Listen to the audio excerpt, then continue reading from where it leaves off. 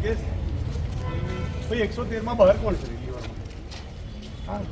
Xerox મતદાન કર્યું છે જિલ્લા અધ્યક્ષ તરીકે મિત્રો સાથે મતદાન કર્યું છે શું કહેવામાં લોકશાહીના પર્વમાં આજે સૌથી પહેલા પ્રભુ શ્રી રામના આશીર્વાદ લઈ અને નડિયાદ વિધાનસભાના બૂથ નંબર 113માં અનુક્રમ નંબર 224 ખાતે મારું મેં મતદાન કર્યું છે અને આજે સૌથી પહેલા તો વર્લ્ડ ટીચર એપ્રિસિએશન ડે છે, એટલે શિક્ષકોનો આભાર માનવાનો દિવસ છે.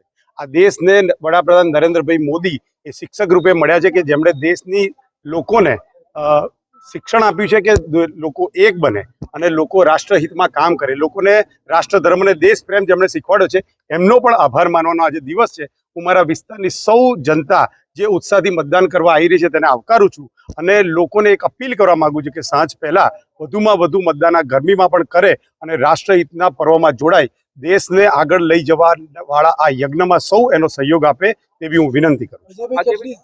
કેટલી સીટો માનો છો કે કેટલી આવી શકે? ગુજરાતમાં 26 સીટ આવશે, એમાં કોઈ બેમત નથી અને ખેડા લોકસભા સીટ અમે 6 લાખ કરતા વધારે મતે જીતીશું એવો અમને વિશ્વાસ છે. આજે જે રીતના અધ્યક્ષ છો એટલે ઉમેદવાર કરતા પણ વધારે જવાબદારી હોય, આખા પ્રવાસ દરમિયાન કોઈ એવો અનુભવ કે કેવો પ્રતિસાદ મળેલો?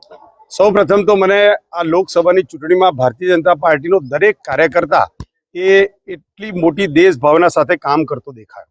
ઉમેદવાર સહિત બધા જ કાર્યકર્તાઓ પોતે જાતે ઉમેદવાર હોય એવી રીતે મહેનત કરતા દેખાયા. મારા ધારાસભ્યોએ એક સામાન્ય કાર્યકર્તાની જેમ ઘરે ઘરે જઈને પ્રચાર કર્યો અને જનતાને દેશ ભાવના સાથે જોડવાનું કામ કર્યું.